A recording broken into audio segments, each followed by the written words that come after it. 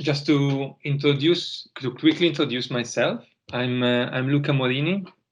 I'm a research fellow in GLEA, the Center for Global Learning, Education and Attainment.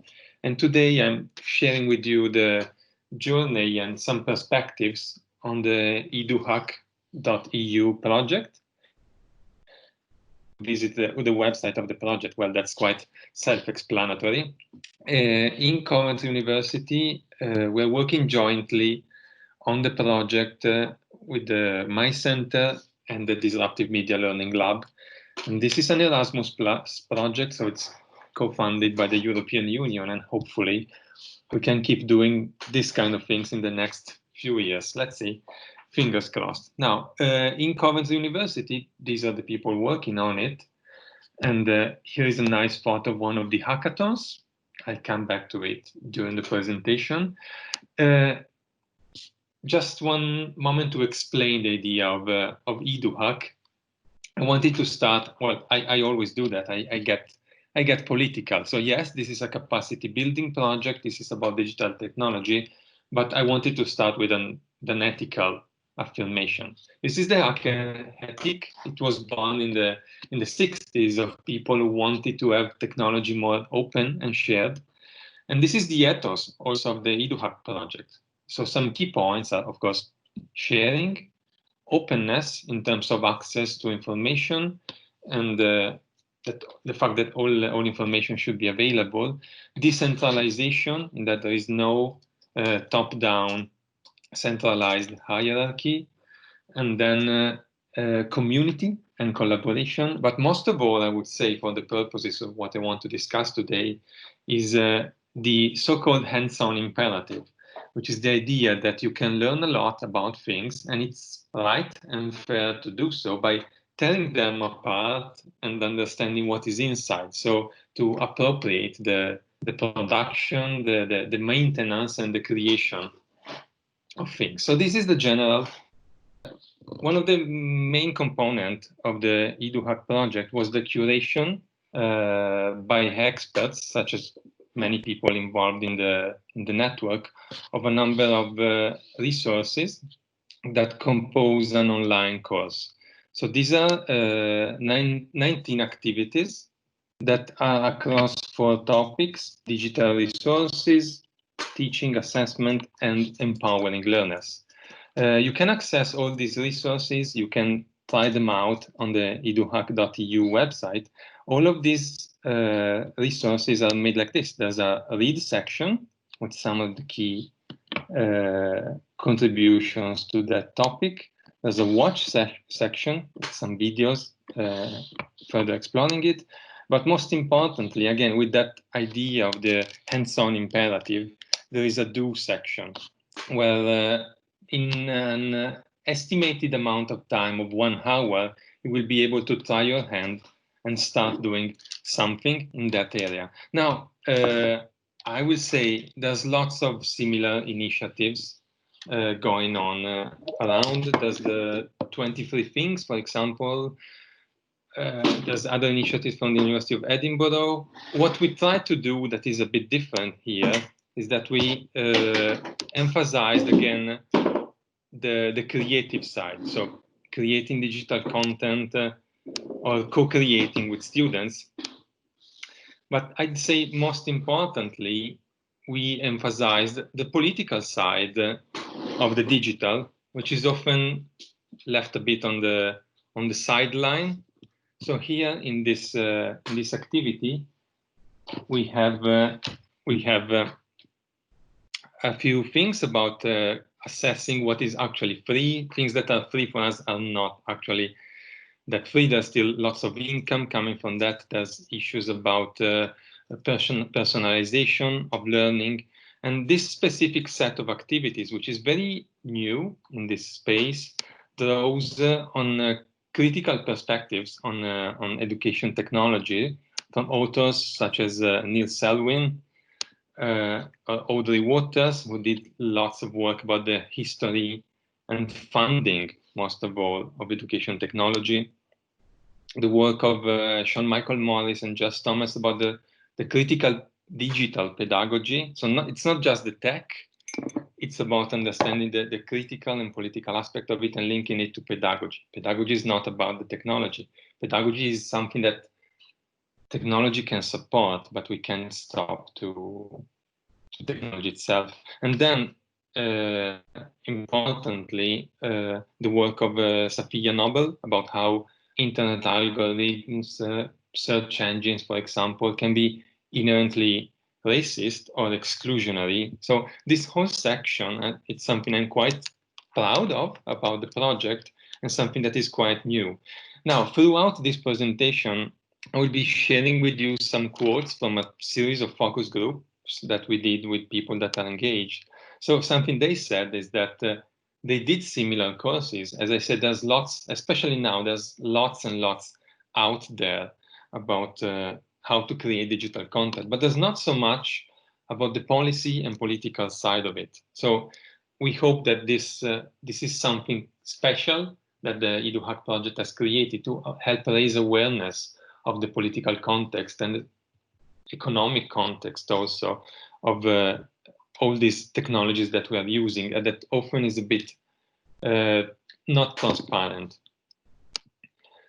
So I was talking about those 400 contributions. What we tried to do is to have a community that was as open as possible.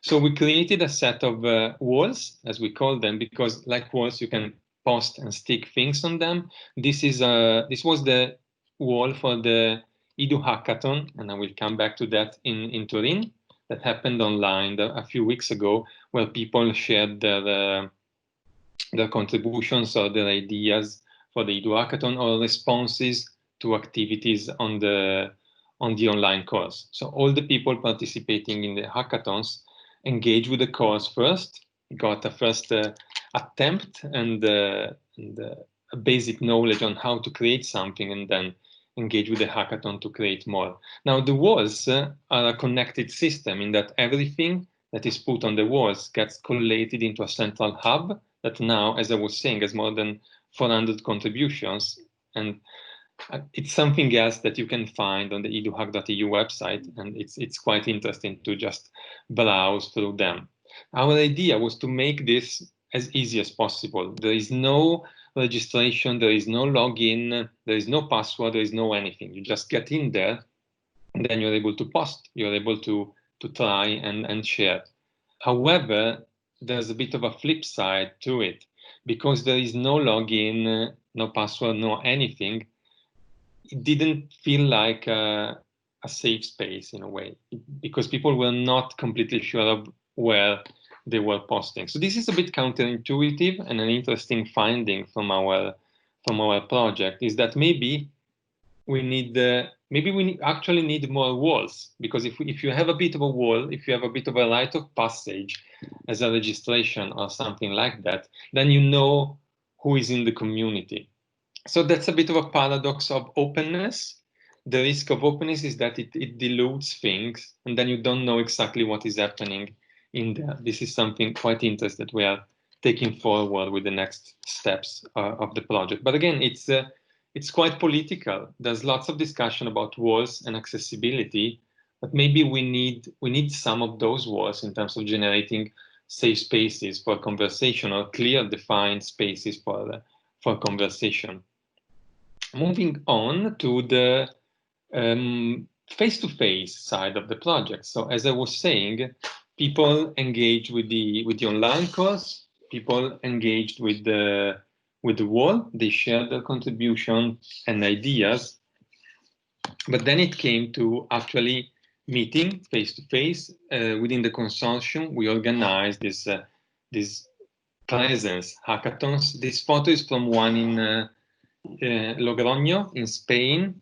The interesting part here is that we did the hackathon for UNIR. UNIR, University of La Rioja, is a fully online university, but they had once per year, they have the university conference. So it was for them the opportunity to meet and think about how to create new things. So we spent quite some time in that room co-creating things. Now, a general idea about the concept of hackathon. hackathon, they started in the late 90s. It's pretty much people locking themselves in a room for a few days and trying to focus on a problem and try to generate something through technology that can address that. That was part of my PhD research. So spending quite some intensive time with people, yeah, even sleeping on the ground, because you are there, you are in there with many other people trying to address that issue. And again, it emphasizes the community and social side of it. In this case, because of the nature of academic work, let's say, we were not able to lock academics into a room for a couple of days. So the hackathon in Logroño was 1 day and a half, but they were able to go out and sleep somewhere else.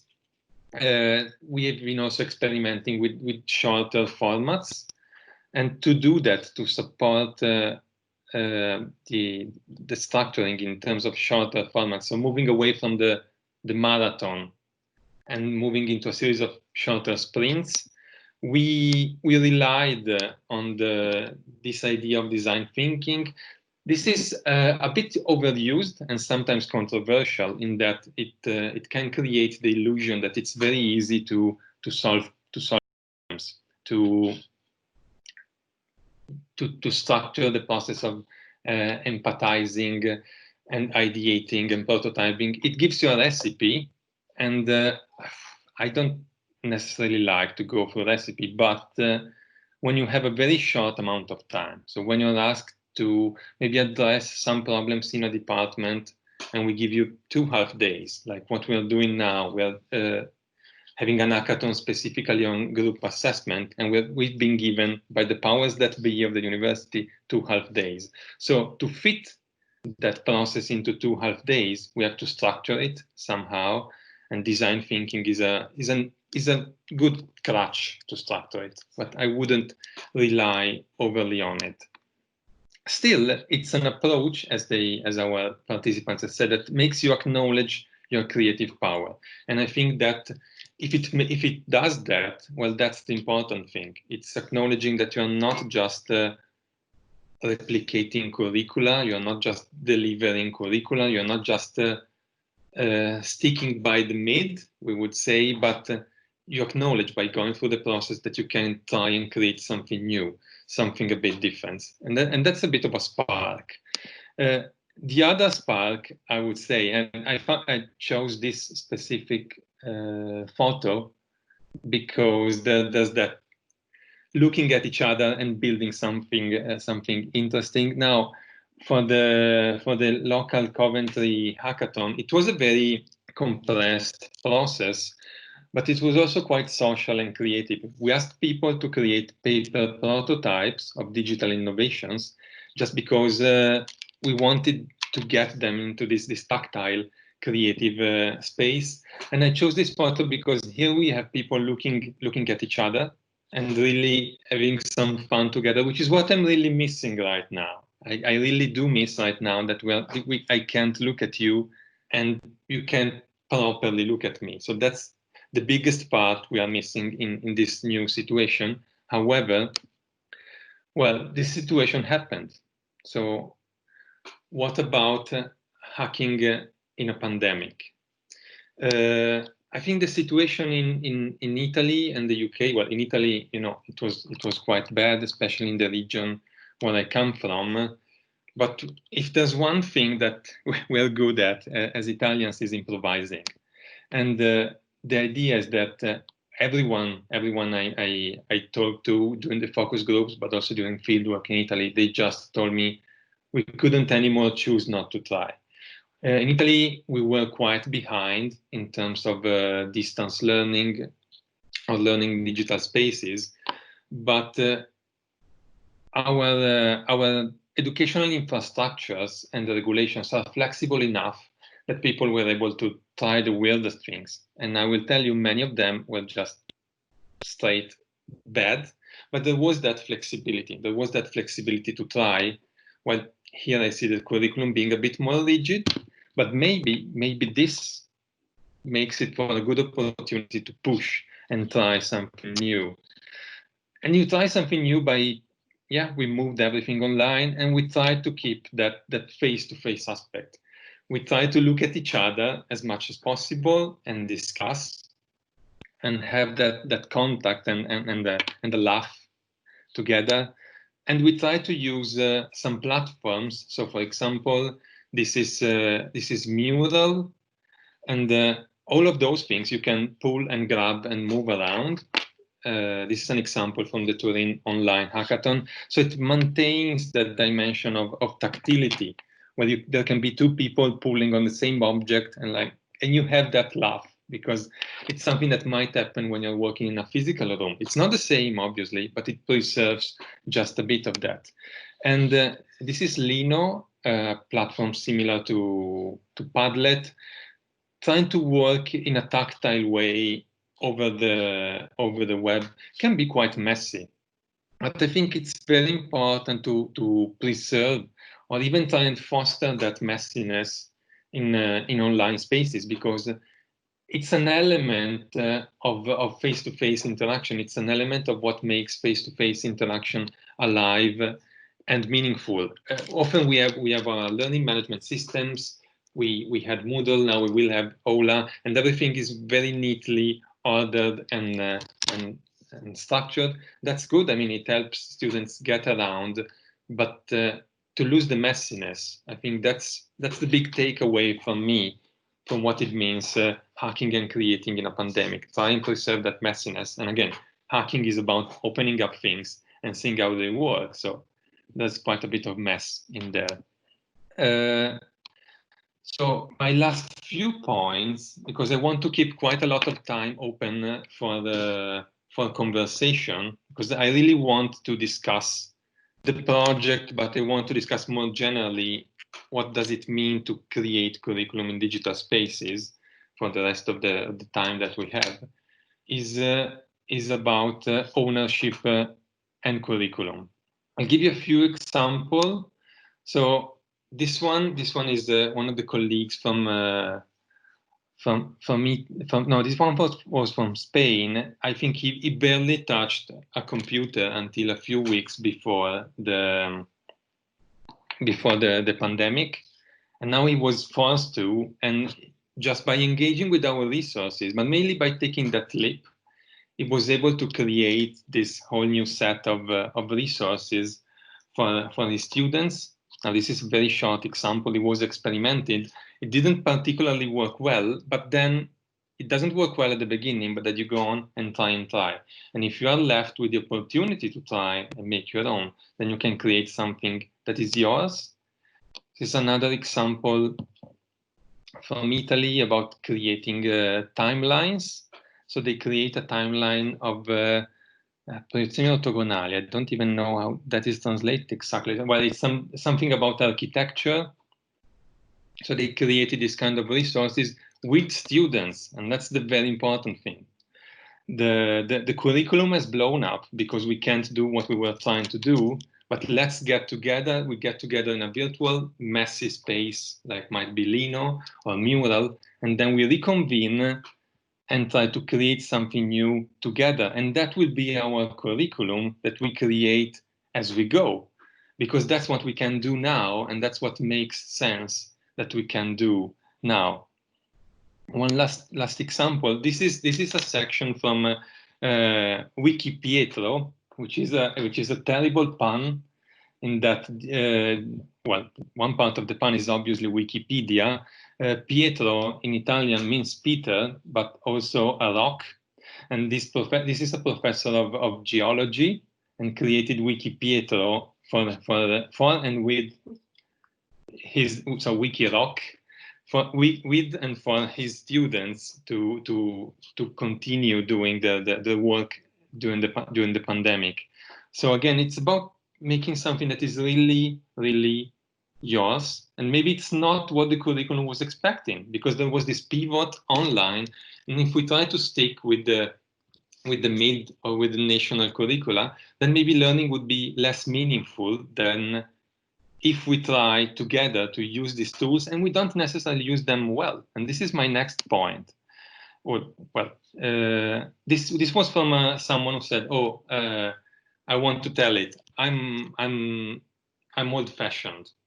I don't like these things, but we have to use them. So I think the whole point of this is to understand what is out there and to make my own choice, not to choose what is fashionable, not to choose what is used by the university, but to make my own choice with my students across a series of tools that are out there. And now I know not only that they are out there, but they know how to evaluate, and to evaluate within the political context, as we said in the open course. So my final point, again, it is political, is about that hacker ethic and the punk ethic of do it yourself. You do it yourself because you can, and maybe at first it doesn't come off too well. You just, as they did in the 70s, punk rockers, they just mashed on instruments. The music wasn't, from a compositional point of view, maybe it wasn't that high quality, but the message and the capacity to send out a message was the most important thing. So that do-it-yourself ethic is something that we can take and use to address how we engage with all these tools in a digital space. So my idea would be just to say is to seize that means of curriculum production. So let's just use this moment and say, okay, the old curriculum is not working, and we have a number of different tools that we can use together, that we can use in a messy way, and so let's use them together and together with students to try and push against the regulation of the institution and come up with something new. And then one of those people that was saying, oh, I never touched a computer until a few weeks ago, she said, oh, how easy it was. How easy it was on two sides. It was easy because once you have the confidence, you try and you go. And it's easy also because by working in this liminal space online that are not within the usual structures of the institution, you're able to try something that is more personal, that is more built together with students and built there. So it becomes easier because it is built together. So I'd like to thank you, and of course, you get involved. There's eduhack.eu, there's my email, you can contact me and ask everything, but we have plenty of time now, and I'd like to have a proper discussion about all these topics. But also, if you're more pragmatically interested in getting involved in the project, on the 7th of July, we are running an online course, online workshop for the whole EduHack extended network. So everyone is welcome. We just published this yesterday and we're having the first registrations. I hope to get a few more registrations from you today. And it is about how to run an online EduHackathon. So it is about how to create that space where messy things can happen and maybe help us take ownership again of our curricula, of our ways of teaching, and come up with something new that is created together. So I thank you for listening to me. I know it's not easy to focus all this time on a screen, listening to someone, and I'd really like to open the ground for any not just questions, but just ideas or whatever you have in mind.